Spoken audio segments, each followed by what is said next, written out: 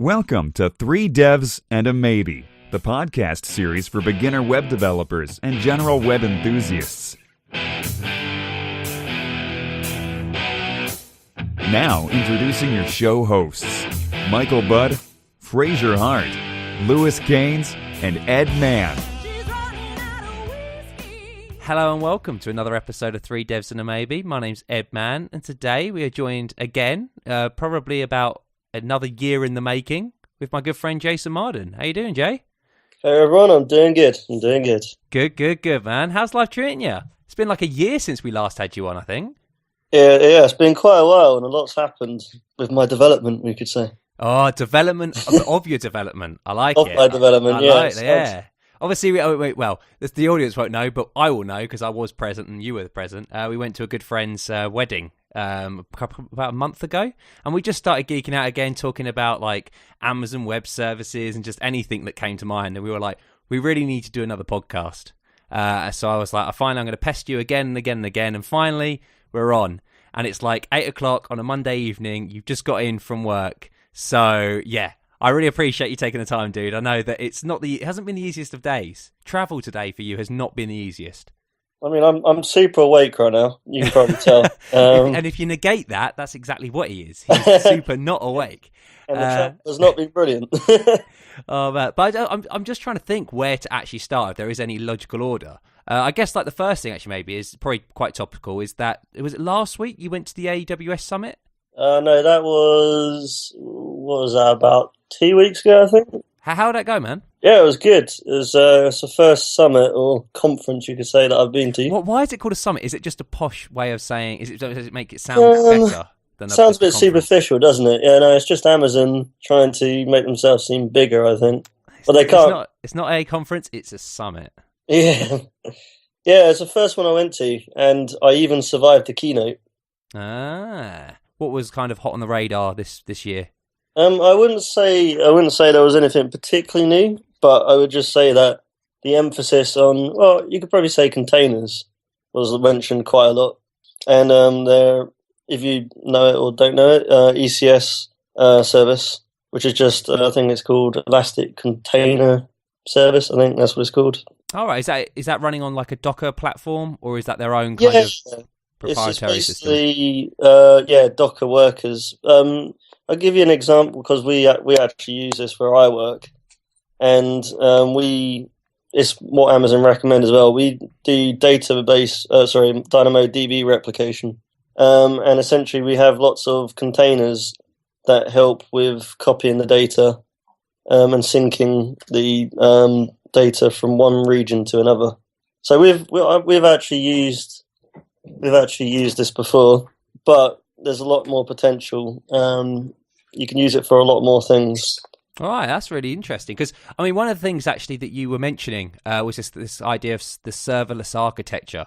Really, that sounds very, very cool. The idea of, we don't care about servers anymore and all this. And, I mean, doing some Wikipedia and some Googling on that. And, like, the ideas around it, to do with, like, one of the big ones was Lambda that I think came out last year. And that really has kind of spun it off. This idea that really it's kind of like functions as a service. You don't think about a server at all. Just think of a bit of functionality that then you can, you give to a third party to deal with. It can be event triggered or something like that. And it just gets away from that whole traditional architecture that you have to run a whole server stack to deal with something. It's just a stateless container that you do something with it. You have a function, you have input, you have output, that's it. And you can scale it as and when you need. And you just don't care. It's agnostic on, you don't really care what's actually running it. You just care about what the code is and the actual domain logic that you want to actually run. Yeah, it's brilliant. I mean, with Lambda as well, you can have a Java. You can code it with Java. You can code it with Python. I'll tell you what. Pretty much every demo I saw had something to do with Node, and I don't really know too much myself, but it's obviously a big player, and the Amazon guys love it because literally every example was Node.js pretty much. But yeah, like you're saying with the Lambda is cool. We use it at my place as well. We use it for the event-driven model, where you basically pull from an SQS queue and then you push to another one. So you say transform the data, and then you push it to another queue, and then you have another function which then manipulates the data further. So it's a really interesting model, that, isn't it? Because it's very much like so you're separating these responsibilities into simple, little functions essentially that you have your input and you have your output, and then you can kind of think of them like the Unix philosophy of piping things. You've got something, you pipe it to that, and you can scale up. I'm guessing different bits like, oh, this is taking a bit more time. We can scale that out and we can scale that up, and you're not caring about the servers that it's running on. It's really just about the data you have and the actions that you want to perform on it. It's a very nice level, like an abstraction level to be on. And I'm just wondering, kind of, like, is this elastic container stuff very similar to the Lambda stuff? Are they trying to make it that Docker, like this idea that you can have Docker stuff running in a similar vein to what Lambdas can do? Yeah, it's kind of similar. Obviously, the container service is Docker based, but it's still in a sense it's not such serverless. But the idea is that you can have multiple containers on a server, but you don't have to worry about where those containers go, and you don't have to worry about how they communicate with each other, because Amazon does that all for you. And based on, say, how much memory you give the Docker container or how much space, it will work out how many servers you need for your containers and whether you need one server or two servers. And basically it does the allocation of the containers for you. I remember at the conference, the best thing about AWS, the Summit, I found was the case studies. The case studies were brilliant. But yeah, with the container service, they are using lots of different third-party tools as well for management of the containers, because I think there's still some features that Amazon need to add. But as it stands today, it's still pretty good.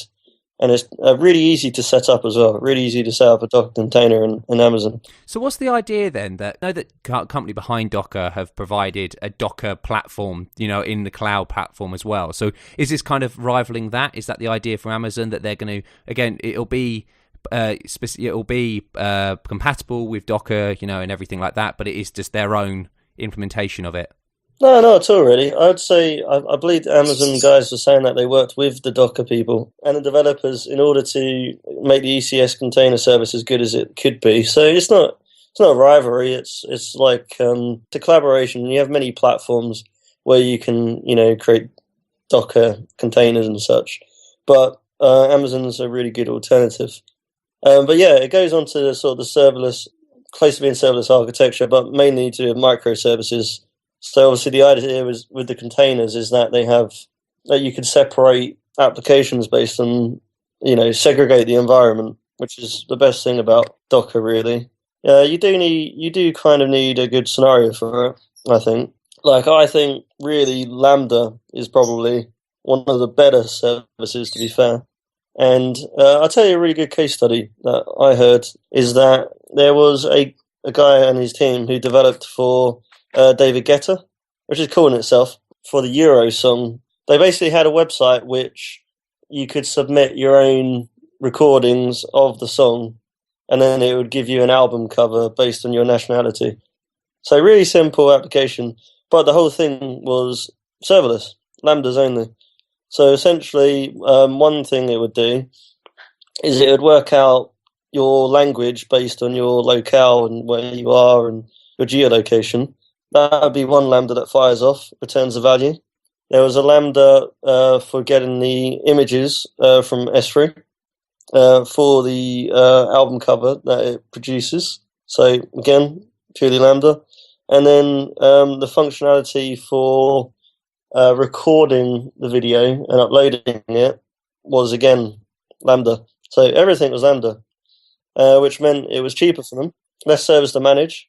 Environment you don't need to worry about, it's just a function. And one good thing with Lambda is the first million requests are free. See, now that is quite a good sell, isn't it? Like the ability to be able to at least try it out, because I think something like that. I mean, the interesting thing, and I suppose kind of going back a little bit with this whole idea of Lambda, because that really has kind of spawned on quite a lot, kind of like the wave of serverless architecture and things, is that you're not really getting rid of a server, because you can't get rid of a server. You are essentially, you're giving it to someone else to deal with. So you are just dealing with an abstraction on top of all these. So there's a couple of abstractions, and you essentially are dealing with the easiest abstraction to deal with, a function, because you've got your parameter inputs, you do some work, and you give an output. And that's it. And really, we break up our programs into these solutions, into these little functions, into, OO, we may do OO concepts and things like that, but essentially we just come out into some functions that we do, some methods or anything. And this is really separating those, into splitting those up into those simple bits, and then being like, okay, well, we can now scale these as we want. And it's interesting, as you're saying with that David Guetta example, that the way that they thought about the problem probably changed completely with the fact that they could use something like Lambda. Like, it really does kind of, I'm sure, make you design things in a certain way that can scale more, that are more distributed, that don't rely so much on things, because you're not thinking, essentially you're just worrying about one thing at one time, like the single responsibility principle as well must be a massive thing with that. And I'm just wondering, like, are there things that you use? Like, I've noticed there's like projects called like Serverless. And it's like a project that kind of wraps this kind of concepts, and like allows you to easily test these things. And I'm just wondering, like, at your work, how you mentioned like your use case for it, but like, how do you go about building these Lambdas and designing with Lambda and in mind? Okay, yeah. So as I mentioned, so I'll take the case of what I was saying with the SQSQ, an event-driven model. So what the actual function we use Lambda for is for scraping content from websites. So we have you could say an SQSQ, which is basically your URLs. So the URLs you need to scrape will come into a queue. We will then process those from the queue. So that queue is pretty much generated always the same. It never changes, but it provides a good input for the Lambda. And then we have, again, we use Java. We scrape it, and then that's one function, scraping it.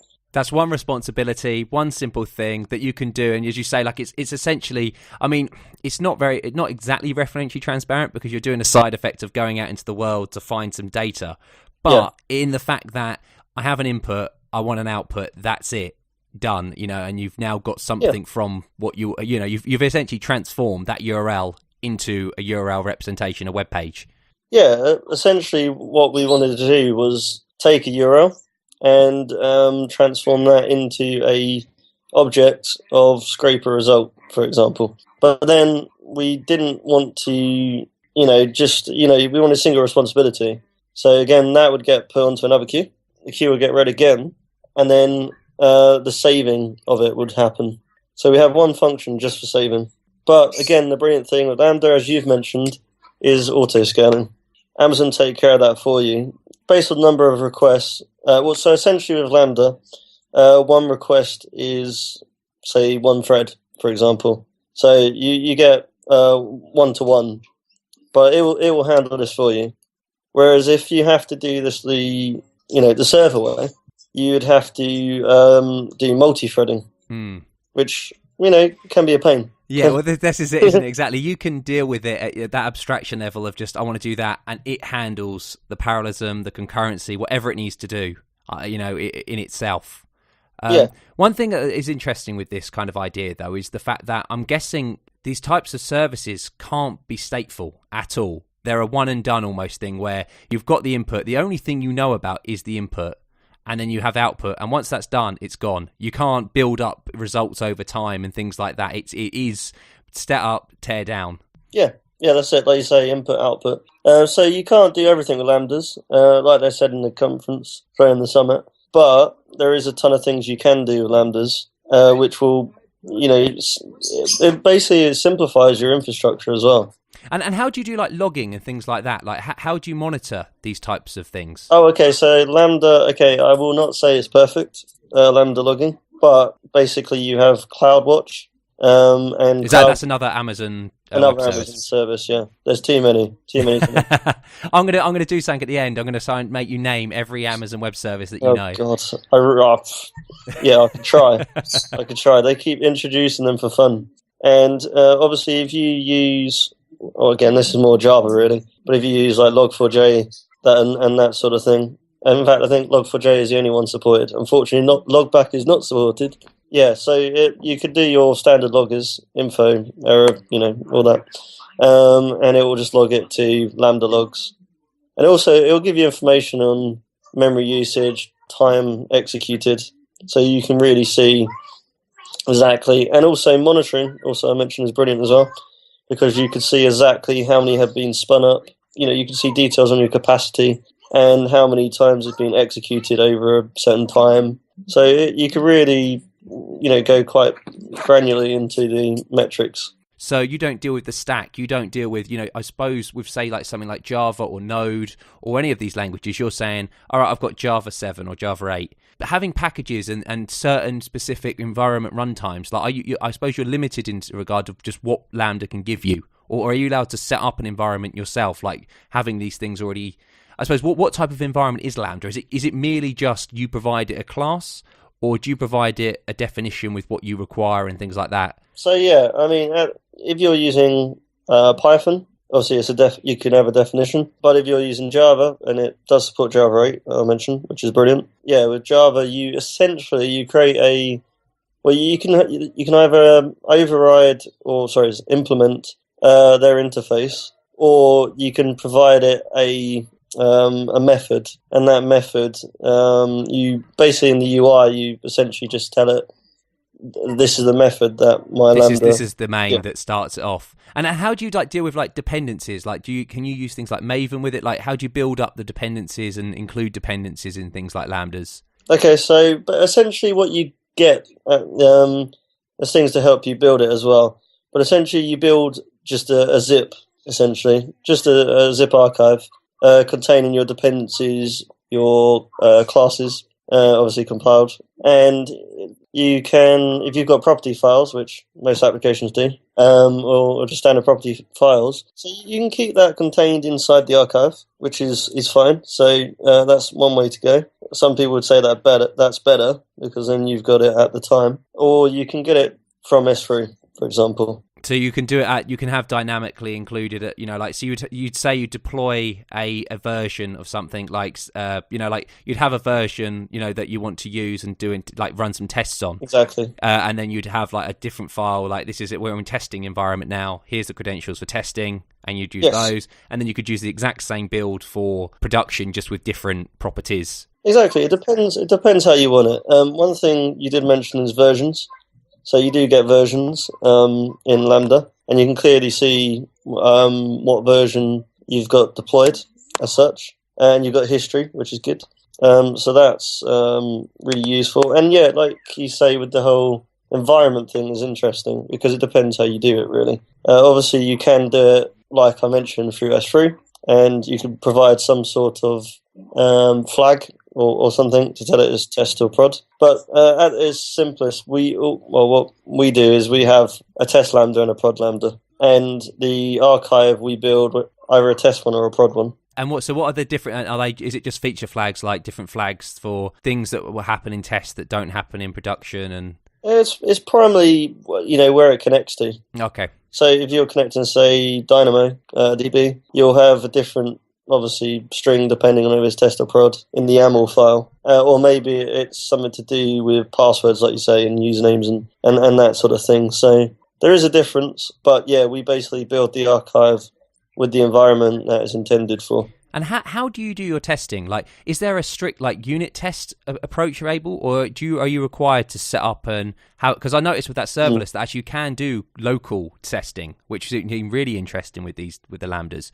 But obviously it may be easier to then just have an Amazon, just setting up Amazon and having Lambdas up there to be able to deal with. Yeah. So with that, again, we do have a Lambda for testing, and we mainly do integration testing on that front. So with Lambda, you can't really sort of, for testing, spin it up. You might be able to, we don't. But what we do spin up is the SQS queues and such. So our SQS queues are generated for testing and torn down. And essentially, it's really as simple as we put something in a queue, the integration test-wise does that work, and then we check the output of the app queue. I mean, at least that way you know that you've got it set up correctly. Mm. And with the REPL loop of kind of developing these, you're doing it where you essentially upload it to Amazon, test it up there, Yeah, you can obviously, when we test it integration test wise, that is local. You test it locally with your integration test. And so that's mocking everything up, setting everything up, and then Not not necessarily isolated. mocking, but setting up and tearing down real queues based on a Lambda that's always there, essentially. Okay. But only for testing. It's just called an integration test. That's the way we prefix our Lambdas with prod test or integration test.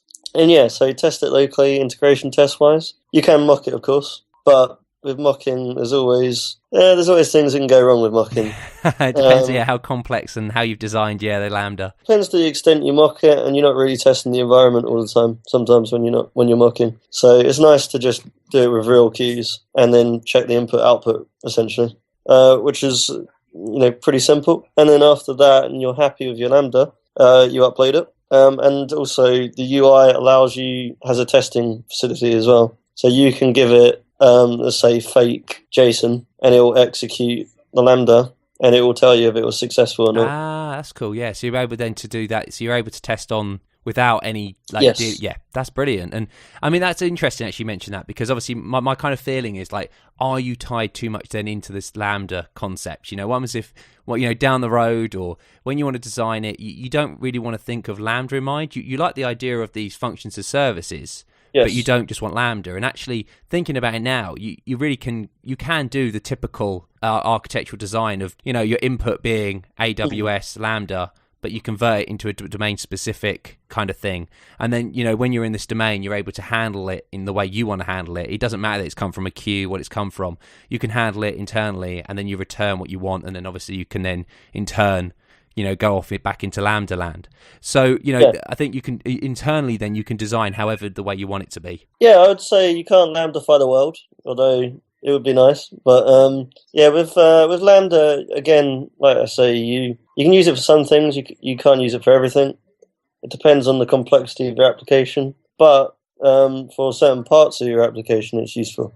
Like I will give you an example of something I've been playing with recently in my quest to develop a mobile application, part 5,000. Get there eventually. But yeah, I've been playing around with API Gateway, which is great. It's essentially Amazon's answer to APIs. So you set up, your GET posts, all that sort of APIs inside of Amazon's API Gateway. But the execution or the work, the API is done with Lambda. So as a user, you send a request to log in, and then say I've got, obviously it's not going to happen for a while, but say I've got lots of users, I've got to handle all these requests for logging in. But with API Gateway, the request is sent straight to the Lambda, and then based on the auto scaling, it'll handle that for me, which is great. And yeah, essentially you can build a whole API in Amazon just using Lambdas. So that is an insane, idea to actually say that essentially it's tying them all together. This API gateway then allows you to tie all these Lambdas together. Yes. Wow, Yeah, that is pretty cool. Gives it real purpose, you could say. Because there's also what we haven't mentioned. Obviously, I've mentioned SQS keys being one input, but there's also so I'll give you an example. Cron jobs, you either love them or you hate them. Oh yes, got to have them. Scheduled tasks. Essentially, you can use Lambda as a scheduled task. It can do the work for you like a cron job would. So you would then invoke like a trigger, an event on that Lambda on a schedule, yeah, on schedule, and then it would do the work there asynchronously, and then do an event. See, that is another great idea, yeah. And it means, I'm not saying you're going to have a server for just cron jobs, but if you did, don't really need that now. If you've got something like this available. And are you finding that you're kind of thinking Lambda first in some regard to some things, function as a service first, like looking at some of the problems that you've solved in the past or you're currently solving and thinking, this is a great fit for something like a function as a service? Yeah, like I said, for the personal side of things, the whole login, I've been thinking based on, say, a CMS sort of application, that the idea of posting content or reading content or, all that essentially could all be just small Lambdas, really. And then you don't need any That would servers. be a great design. That would be really interesting. Because, how do you deal with session management, like handling? So obviously, you log in, So you logged in and then you've created a session. And I guess is that shared then through things like DynamoDB and Cassandra and things like that allow you to persist those sessions? So you can then pick them up again in other Lambdas? Yeah, essentially you have to, you'd rely on a DynamoDB type of scenario where you'd save your session in Dynamo, which is not a bad solution. And then obviously pass that read from that for the next Lambda, that sort of thing. Again, as you said, it's not really stateful as such. Well, you're relying on like you say, the data like we typically do. Or in a typical web application, you rely on you rely on like session kind of abstractions, which deal with files, or they store them in databases somewhere where you've got a persistence. So the DynamoDB or the Cassandra instance, or even just the RDS instance, or just a normal database instance will be the persistence, but you can use these functions and get back to that. So that's I'd be really intrigued to see how you get on with that, like kind of designing an application just through. I mean, interesting when you mentioned the David Guetta one, like kind of bringing in like how would you design a CMS just through functions as services and how you could scale them and things. What is the, like, I know you said that there's like, there's a 3 threshold, but like the pricing wise, how have you found that? You don't have to go into figures obviously, but like, is it good value for money? I couldn't tell you the figures as such, like you say, but it is definitely cheaper than servers, and it has been cheaper than the servers. It saved us a lot of money. A lot of headaches, a lot of setup and things like that. We were creating, obviously, just little microservers, but still Lambda's cheaper. And if it it serves the purpose for what we need with the SQS queues. Because originally we started off, it's worth mentioning, with that whole SQS scraping scenario, we started off with queues and servers, and we were quite new to Lambda, and we actually just tried it out. My boss isn't a big fan of shiny toys all the time because in case they break. Yes. So shiny toys are nice, but they need to have purpose. So we had to prove to him that it was useful, and I'm pretty sure we converted him because we are using Lambda a lot more for. We hope to be using it a lot more in the future. But for that scenario with the scraping, it's perfect. Yeah, I mean, that it really does break up into a function as a service like architecture really well, doesn't it? The thing is, when I went to the Amazon Summit, they were saying that not a lot of people are using it in this pipeline kind of way. That's what they intended. But everyone's just using it for sort of little breakaway functions, which don't really tie into... Yeah, and instead of chaining them together, it is just a one and done. Like, we can get that done, just like image resize. Just resize that image and it's done. Like, not chaining them together. It may be an image resize, then you have to add a caption, so you have another Lambda for that, and all these different things. Yeah, I think the best thing about Lambdas is making them work together, really. Based on queues and such. And you tie them together based on, event requests, like HTTP requests to the Lambda, or queue requests. So that there's a certain amount of inputs that you can provide it. Yeah, I mean, also you can, and this is an interesting one, you can trigger a Lambda based on an upload to S3. S3 is supported as an input as well. So there's a lot of hooks into it. I mean, for moving from Lambdas and from queuing and things, in your current work, what do you currently do with AWS as well? Like, what are the other services that AWS provides that you use? There is quite a few, and I'll try and mention as many as I can. But obviously EC2, the standard servers, ECS, which is obviously... we only use it for a database replication, but based on the talks I had, I really want to find a good purpose for it in the company, but at the moment, nothing as such. RDS databases, we don't have MySQL set up on servers. We have it, it's all RDS, and that works for us very well. DynamoDB, which is brilliant. That's a key value store, isn't it? Yeah, it's a key value store, and it replicates quite well across regions. And for our purpose, it's working really well. We also use Route 53, which is again to do with it's to do with routing. It's to do with routing and setting up your C names, A names, that sort of thing. Obviously, you've got CloudWatch for monitoring. As you can see, there's quite a few. CloudFront, I'm guessing, for CDN. Yep, we use Cloud. Yep, CloudFront, Lambda, obviously, which again I love. And I'm trying to think there's anything more. But so it is the whole. There is a lot, isn't there? So is your whole stack essentially in AWS. It is AWS everything. Yes, yeah. You could say we rely on Amazon, but I don't think that's a bad thing, because I think the quality of the services are very high. Their ethos is also very good. I mentioned in the keynote that the chief of technology, I think he was a chief anyway, he was mentioning that the best thing about Amazon is that you only pay for what you want. You pay for what you use. And, you pay for what you use. So you've got brilliant services. Some people are using it as a full solution. Some people are using it as a hybrid solution. There's serverless. There's standard microservices. There's full-blown services. I mean, there's loads of different scenarios, different types of ways you can use Amazon, but you do pay for what you use, which is great. And there's tools like Code Deploy. That's it, another one. Yeah, Code Deploy, which we don't use in a moment, but it's a service for deploying your application via an archive to your servers, and it can run before deployment scripts and after deployment scripts. And, for example, it can run Puppet if it wanted to, or it could set up where your application YAML is going to go. It could do all these type of things. But, yeah, that's a free service. You don't pay for that.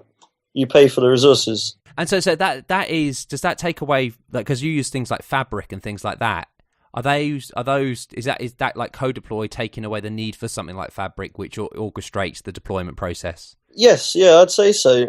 And the thing about things like, and also Code Commit, I should mention as well.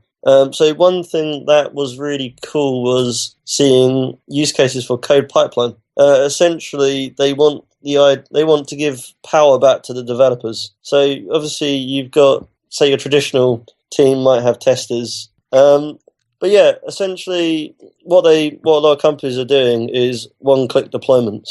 That is the dream, isn't it? The dream is that you've got a build that's passing, you click once and it instantly goes, don't even build. It passes, it instantly goes in. Once it's been committed to master, it's continuous delivery, it's done. Yeah, exactly. And I mean, the brilliant thing is, so Code Commit, I'm not trying to advertise Amazon here for everyone, but it is good. But Code Commit is interesting because essentially it's a service that ties into your GitHub, but also they have their own. Amazon are kind of trying to take over the world. Yeah, they got their own version control. They got their own version control. No, they haven't got their. Is it just Git and SVN? Is their own hosted? Just version control hosting? I'm not too sure, but the way they suggested it was their own version control. Wow, they really are trying to take over the world. But yeah, this was a code pipeline that I saw a lot, which was you essentially as a developer you go, okay, right, I'm going to commit my code, I'm going to push it. Now instead of waiting for ages for your testers and whatever to go through it, and maybe you have a separate deployment team, although that would be a bit odd. But I think one company did have that, which was a bit strange.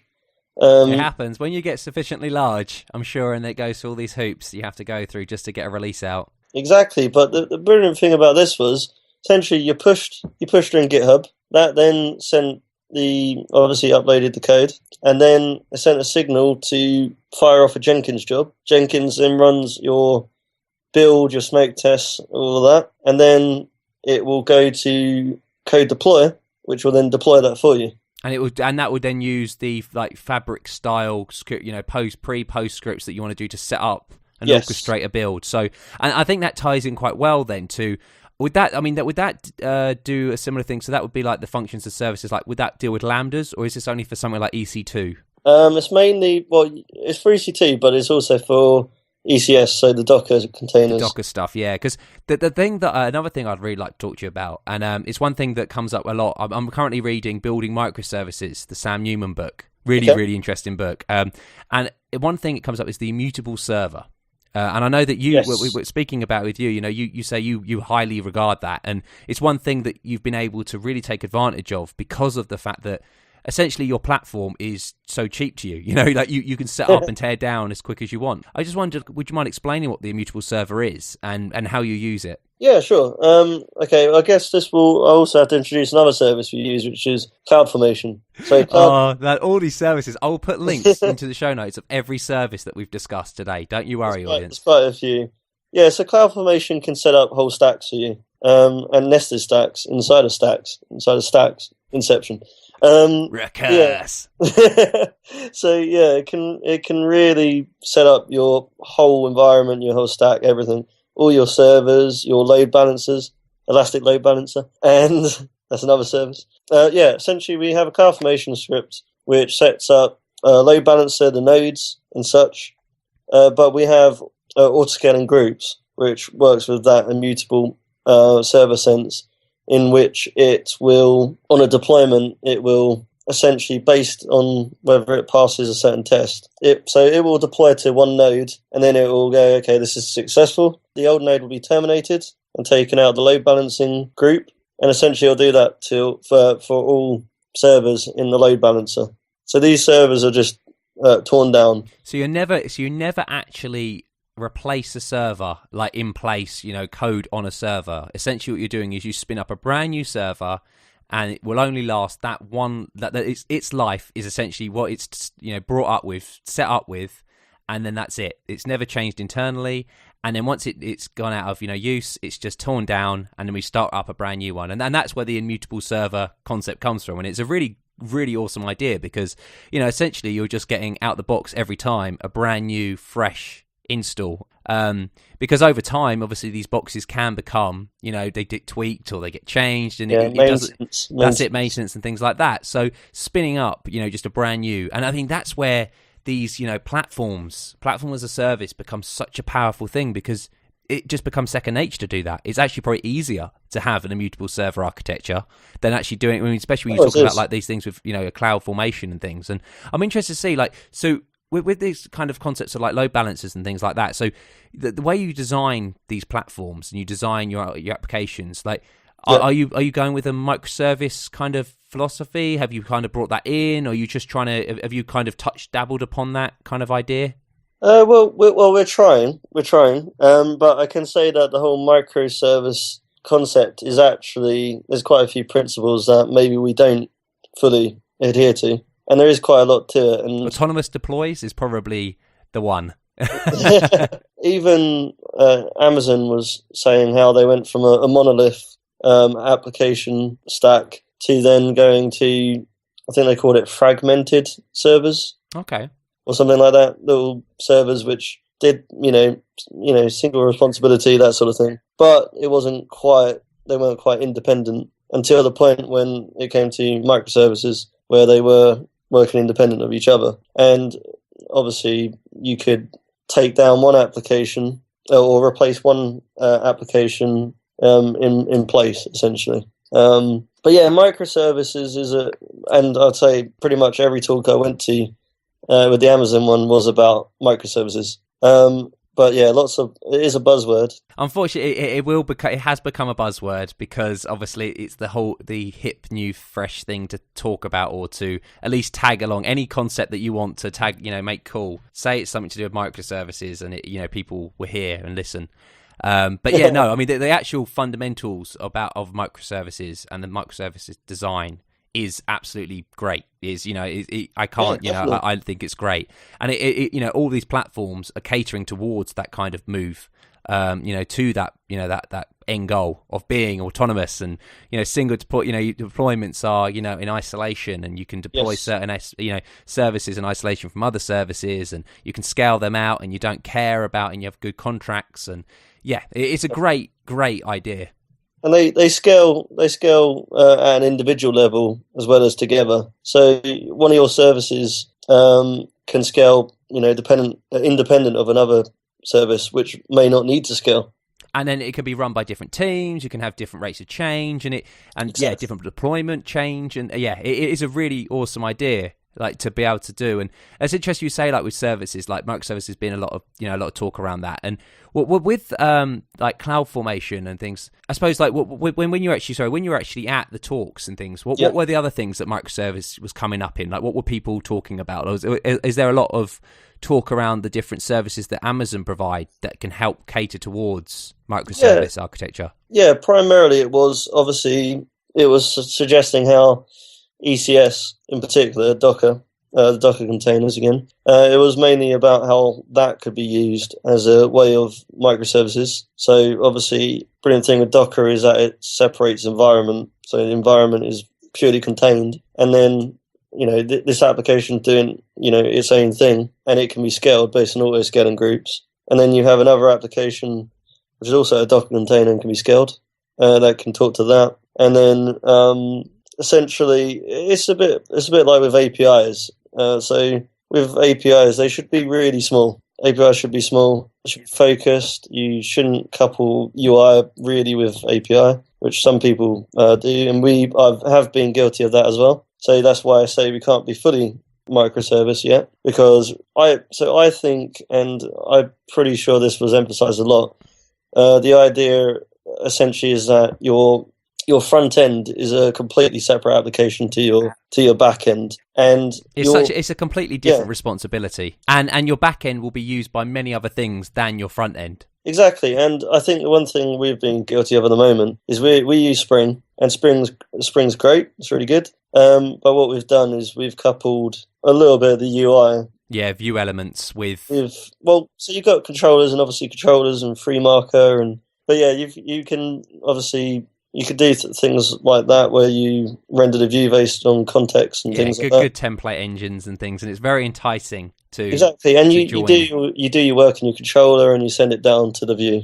Okay, that's okay, but I purely think that microservices, and I think things like AngularJS really help with this. And there's probably there's many other frameworks as well. But the idea that you can do an AJAX call to an API and get the response, but that's that API is. It's got a single responsibility. So, for example, your login, you may have an authentication API. Your CMS, you may have some sort of CRUD API. To deal with handling different aspects, posts, categories, and things like that. And exactly, I think one of the interesting things, actually, it was spoke about in the book, the Building Microservices book, is that these architectures, as you say, it's very tempting to meld, and it's always been very tempting to meld view with logic, yes. Because it's, one of those things. It's like, well, I want to display this. But, you can't get around the fact that you will have to display elements, and some things will have to be displayed together and things. And it comes to like performance and stuff like that, where, okay, well, I'm bringing down like all these different APIs, and instead of calling one monolith that had, say, a call, like just, one monolith with one request, and it would return me a page. But actually, if you look at this page, it comprises of many different parts that now I've broken up into microservices. They are like, it now turns into 7 calls. So, to get all these different bits, I need to aggregate 7 calls, and then eventually I'll get my view layer. What you can do is you can bring that down to the user. So they would have to then go call these 7 APIs, but you can actually, alternatively, you could actually include, you have your view layer, but you have maybe a microservice view layer that is the responsibility of the owner of the view itself, that is able to aggregate and these 7 calls, so you don't have to do 7 calls for that individual view at the client side. So you can do these things where you create services that only are, aggregation services essentially, to help you cater towards these things. And that was one thing actually with performance, I was thinking, that makes sense now, and how you deal with these, because you do get, network calls aren't cheap. And how do you get around the fact that, okay, it's fine that I'm breaking these things up, but now, I know that we shouldn't worry too much. Only when it becomes a problem should we worry about time of things and how quick things are. Better that it's right than it is quick, than it's wrong, and it's wrong. So, but I do feel that these things do, with microservices and with the networking and things like that, it will get slower. But having these optimizations that allow you to say, all right, well, you can design things in such a way that you can have these aggregation services that will be handled, and they can be owned by the view layer, or the responsibility is of whoever has the view layer. They can have their own microservices, and spinning up another AWS EC2 instance or a container is so cheap that it's fine to have that, and it's a good way of designing and architecting a solution. Yeah, and also, obviously, with the API calls, if you're requesting data, which obviously is a very simple concept, but obviously if you're requesting data that is not really going to change very often, then obviously you can use a cache. That's it, yeah, and the caching mechanisms in HTTP, are great. So having that as a mechanism, as a protocol to use, you deal the caching. I think people take for granted how good the caching layer of HTTP is, and how you can actually use it just in your day-to-day life. Yeah. With these services that you make. Yeah, you got that, and back-end caches, obviously, like EH cache and absolutely, and that sort of thing, really, which Amazon does have another service for. There you go. I think we've now Amazoned out, and I really appreciate all you're talking about. The different Amazon stuff and everything. It's really interesting to kind of get an insight into what actually happens and what's going on. But I mean, there's a couple of other things that I'd like to touch upon. Really serious stuff that we need to touch upon. Firstly. Yeah. Xubuntu's extensive screensavers. You've been mentioning these. What the hell? Go and explain. How many and what are they then? Okay, first of all, explain. Last week I was working on Ubuntu Unity. Unfortunately, my colleague knocked out my power cable, and now for some reason I can't actually log into Ubuntu anymore. That is a sad thing. So it must have been the worst timing ever for it to somehow corrupt something like that. Yeah, it was very annoying. But then unfortunately, I couldn't use name either, which was also equally annoying. So then I went for XFCE, which was very old-fashioned. I like pretty things sometimes, And you do get, you get spoilt with things like Unity, and like GNOME 3 is definitely quite pretty. Unfortunately, I can't use that one, but but yeah, I found that XFCE, and maybe Ubuntu's a bit like this as well. So it looks a bit 90s, really, in its styling. But I will tell you about their crazy and exciting screensavers. So whilst obviously I mentioned I do pair programming at work, which requires me to work at someone else's station, and I think the first time I was working on my colleague's workstation, and he was like, "Whoa, what's your screen doing?" And it was sort of doing 1960s psychedelia type of colours and things going on, which I thought was interesting. But then I noticed that, blimey, there's actually quite a few screensavers. There was one that built a 3D landscape, like rendered it, which was a random 3D landscape each time. Yeah. That's so cool. It was pretty cool. And there was one which was a bit Tron style with the outlining. Can't go wrong there. Tron, one of the best movies. And yeah, so I had that. And then today, Matrix. It was very cool. So are these random screensavers that occur then? Like you've set it so it's random? I have not set them, let's put it that way. They have just turned up. That's great. That's like a little present. That is a desktop environment with a nice little present of good screensavers. Bring back the good screensavers. I remember the old school 95 screensavers where you could write your own name and things on them. And it would have like the maze one and the tube one. Oh yeah. Good stuff. I miss good screensavers. I'm so bored now. I just make I typically crank it up so my screens stay on for as long as possible, and then it will just like turn off the screen. So I never actually enjoy a good screensaver. Maybe I'm missing out now. Well, I mean, I didn't set it, but it was interesting. Yeah, I will say something for Ubuntu, which I'm not overly happy with at the moment. Is that I can't use my IntelliJ shortcuts. A bit disappointing. So what's your current like development environment then? It's full on IntelliJ? Yes. Gone are the days of Eclipse and NetBeans. Yes. It's all about IntelliJ. That is what Java programmers are using at the moment then? Yes. I mean, we're all using it, and yeah, it's brilliant. Obviously, you've got for example, I use for testing JUnit and such like that. I have code templates which are pretty cool. So I just type in, I think it's test P, and that will create me a test, what I call a positive test. So it'll be test something success, and then that's something I can type in, and then it will generate the template for me, which is pretty cool. I really like that. Nice little helpers. You can't go wrong with those. That's great. It makes development so much easier. I find that with PHP Storm from JetBrains, that the refactoring tools are just invaluable. Like you can just do it easily. Like, I want to inline that. Actually, no, I want to extract that to a variable. Oh no, actually, yeah. Can you push that out? Yeah. It makes things so much quicker, especially when you're going through like the REPL loop, of actually building. But also when you're doing red green refactor, when you're doing TDD, you're able to easily and quickly be able to break things up, and to save so much time. So much boilerplate gets removed, or not.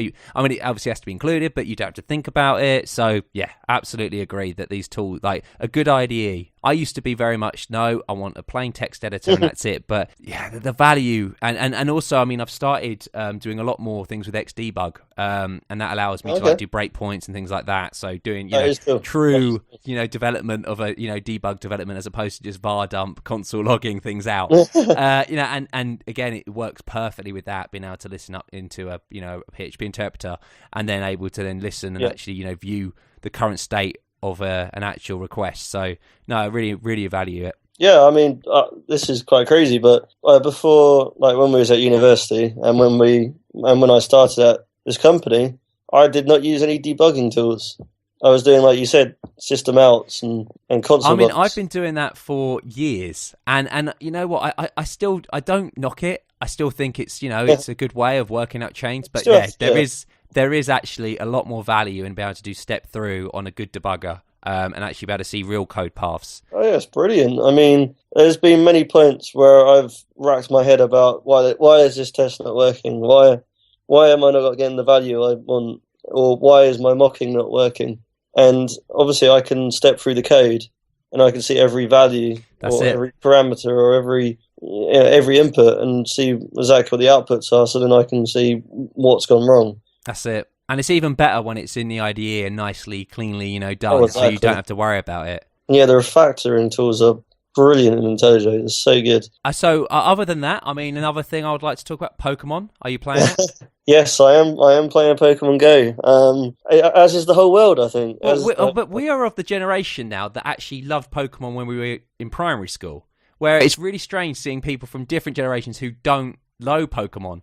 Like, people who, like, of my friends, they play it, but they don't have a clue. And I'm like, oh yeah, that's a Gyarados. And I'm like, how do you know that? I'm like, well, I know it because my 10-year-old self just obsessed over the 150 Pokemon and knew them off by heart. So it is amazing. I mean, and it's a great idea. Like, they have really cashed in on that. I think it's an amazing concept. Yeah, brilliant concept. And the fact that they tie people in with the fact of just play it for free, and then you can start playing it, and then boom, you can pay to play, pay to buy new things, Pokeballs and all that type of thing, and it's making the real world a game. It's almost like a layer on top of the real world, which is just unbelievable. That you're walking down the street and you're in 2 dimensions. You're in real world and you're also in this Pokemon world. Yeah, it's brilliant, and it was all based on a previous game as well. But this game, so all the landmarks, Pokestops, all the Pokestops are actually based on the landmarks from this previous game. Hence why there's so many pubs which are Pokestops. Which is not bad. It's helping out business, that's for sure. But yeah, the thing with this Pokemon thing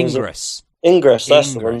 It's getting people out there. There is a level of fitness coming from it. There's certainly a level of geekiness. And there's a level of the level of story, good storytelling now, because of how many crazy stories that have happened. People have got robbed, people have found dead bodies, it's just crazy. Crimes, people have solved crimes. Yeah, it's mental, absolutely mental. The world we live in. Yeah, it's insane, and I mean, it's crazy. I'm actually in a WhatsApp group called Pokemon with about 20 other grown individuals. Really? That's genius. Oh man, that's awesome. And constantly discussing what we've got and what we haven't got. To be fair, I was quite upset. I did hatch a 10k egg today, but it was only an EV. But oh well, I won't cry about it too much. So you had bad travel today and that.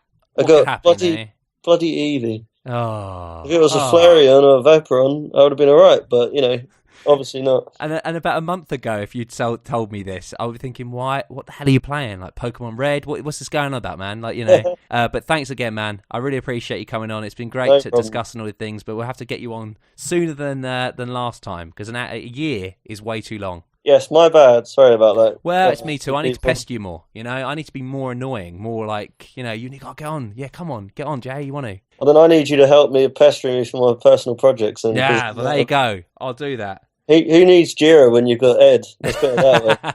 You don't need Jira. Oh, man. And on that, audience, it's been another great episode, and we'll speak to you again next week. Goodbye. You've been listening to 3 Devs and a Maybe. You can contact us at contact@3devsandamaybe.com or follow us on Twitter at 3 devs and a maybe.